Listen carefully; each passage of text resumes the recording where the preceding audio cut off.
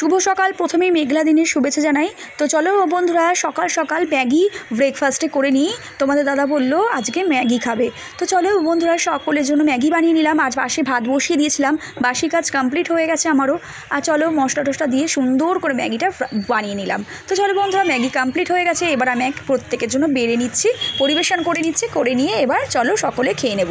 আর Maggi খেয়েই দেখো ছোটো মেয়েও খাচ্ছে। আর দেখো ম্যাগি খেয়ে চলে এলাম জামা কাপড়গুলো ভাঁজ করে নেব। তোমরা যেহেতু জানো যে আমরা গতকাল ছিলাম না, তো সেজন্য কিছু জামা কাপড় ছিল। তো চলো সেগুলো ভাঁজ করে নিই এক এক করে। তো জানো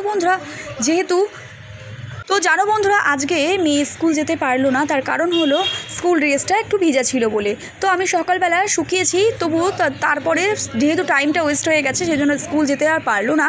আর চলো ভাঁজ করে রেখে দিই নেক্সট দিন যেদিন যাবে তার জন্য। তো চলো বন্ধুরা, দুটো বিছনা চাদর ছিল, তোমাদের দাদার জামা কাপড় ছিল, আমার ছিল, আমার দুই মেয়ের জামা কাপড় ছিল।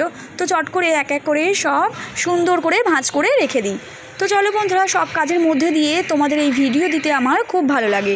আর এই ভিডিওগুলো তোমাদের যদি ভালো লাগে অবশ্যই লাইক কমেন্ট শেয়ার করে চ্যানেলটাকে অবশ্যই সাবস্ক্রাইব করে বেল নোটিফিকেশানটাকে অন করে রেখো। আর অবশ্যই এইভাবে আমাদের অনেক অনেক দূর এগিয়ে নিয়ে যেও বন্ধুরা, এটুকুই তোমাদের সাথে বলবো। আর দেখো এক এক করে জামা কাপড়গুলো ভাঁজ করা হয়ে গেল। তো চলো বন্ধুরা, জানো না বন্ধুরা, আজকে হঠাৎই আমার মা এমনভাবে সারপ্রাইজ দেবে আমরা কখনোই ভাবতে পারিনি। আর আমারও ভীষণ সারপ্রাইজ হয়ে গেছে, নিজেও ভীষণ ভালো লাগলো বন্ধুরা। আর দেখো ভাত আমার কমপ্লিট হয়ে গেছে। তো চলো ভাতটা এবার আমি গড় দিয়ে নিলাম। আর এদিকে দেখো তোমার দাদা ট্যাংরা মাছ নিয়ে এসেছিলো, নুন হলুদ মাখিয়ে রেখেছি। তো আজকে ট্যাংরা মাছ হবে, ভাত হবে, চিংড়ি মাছের তরকারি হবে, ডিমের ভুনা হবে। আর দেখো এদিকে দেখতে পাচ্ছ ছোটো মেয়ে ড্রয়িং করছে। তো তোমরা তো জানোই আমার ছোটো মেয়ের মহিমা। তো ছোটো মেয়ে সত্যি কথা বলতে ভীষণ ওর আগ্রহী ড্রয়িংয়ের বিষয়ে, পড়াশোনার বিষয়ে।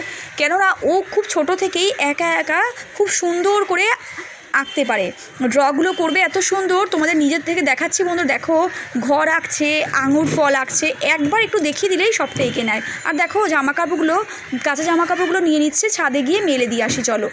আর দেখো ছোটো মেয়ে দুষ্টুমি করছে, ঘরের কাজও কমপ্লিট হয়ে গেছে। দেখতেই পাচ্ছ জানলাটা লাগিয়ে দিচ্ছি, বিড়াল চলে আসে বলে। আর দেখো এখানে দেখতে পাচ্ছ সবজিগুলো তোমার দাদা এনেছে। তো চলো এসে গোছাবো। আর দেখো জামা কাপড়গুলো এক এক করে আমি তো মেলে নিচ্ছি, দেখতে পাচ্ছ সব জামা কাপড়গুলো। তো কিছুটা বাইরে দিলাম, কিছুটা আমি টিনের নিচে দিলাম, যেহেতু বারবার বৃষ্টি হচ্ছে, মেঘ করছে, আবার রোদ উঠছে, সেজন্য তো বারে বারে তোলাও সম্ভব না জানো বন্ধুরা এই ছোটো ছোটো জামা কাপড়। তো সেজন্য টিনের নিচে দিয়ে দিয়েছিলাম। আর দেখো গোপাল সোনার পুজো কমপ্লিট, দেখতেই পাচ্ছ ছোটো মেয়ে স্নান হয়ে গেছে। তো স্নান করিয়ে ওকে গায়ে সুথল দিয়ে দিলাম। কেন জানো বন্ধুরা, গায়ে চিরবেরানি হয় না তাই জন্য। আর দেখো ওকে কাজলের টিপ দিয়ে পাউডার টাউডার দিয়ে তো স্নান করিয়ে সুন্দর করে ফ্রেশ করে পরিষ্কার পরিচ্ছন্ন করে দিলাম। এরপর স্নান করে উঠিয়েই ওকে আমি একটু মুখে চিনি দিয়ে দেবো। তো চলো চুল টুলগুলো সুন্দর করে আঁচড়ে দিলাম, দেখতেই পারছো টিপটাপ লাগছে এবার। তো চলো বন্ধুরা, এবার ওকে চিনি দিলাম, ও খুশি হয়ে গেল। আর দেখো আমিও স্নান করে ফিরে এলাম। তো স্নান করে ছাদে চলে এলাম। তো ঠাকুর ঘরে এবার যাবো। তো ছোটো মেয়ে ডাকছে, ও মা এসো, দিদুন চলে এসছে। আমি অবাক হয়ে গেলাম যে মা এসছে। তার গিয়ে দেখলাম সত্যি মা চলে এসছে। এর সারপ্রাইজ হয়ে গেছি আমি, এতটাই ভালো লাগলো যেহেতু মা চলে এসছে। জানো বন্ধুরা, মা এমনই, মা চলে আসলে তো খুবই ভালো লাগে জানো বন্ধুরা, মা এমনই হয়। আর সত্যি কথা বলতে দেখো এবার চলো গাছে জল দিয়ে দিলাম, মা তুলসীকে জল দান করে এবার চলে এলাম আমি রান্নাঘরে ঠাকুর প্রণাম করে। আর দেখো এখানে দেখতে পাচ্ছ মা এখানে কেটে কুটে উপকার করে দিচ্ছে। আর মা বললো তুই একা একা করবি কেন, তো চলো আমিও তোর সাথে সাথে করে দিচ্ছি। তো দেখো পটলগুলো ভাজা করতে করতে এদিকে মা বললো তুই যা, এবার আমি রান্না ধরছি। দেখো এদিকে এক এক করে সবজিগুলোকে ভালো করে প্যাকেটে ভরে বাস্কেটে রেখে দেবো। কিছুটা সবজি প্যাকেটে, কিছুটা সবজিটা আবার কিছুটা ঢ্যাঁড়সগুলোকে আমি এই ইয়েলো ব্যাগটার মধ্যেই সব রেখে দিলাম। তো এভাবে রাখলে বন্ধুরা খুব বেশি দিন ভালো থাকে সবজিগুলো। তো চলো এভাবেই রেখে দেবো এক এক করে ফ্রিজের মধ্যে সবজিগুলোকে সুন্দর করে।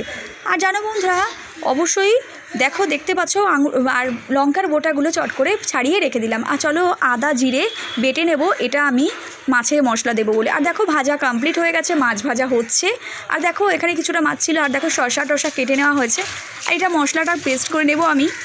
আর পেঁয়াজ কুচিয়ে নিচ্ছি যে আমার মাছে দেবো, আর বড় মেয়ের জন্য ডিমের ভুনা বানাবো বলে।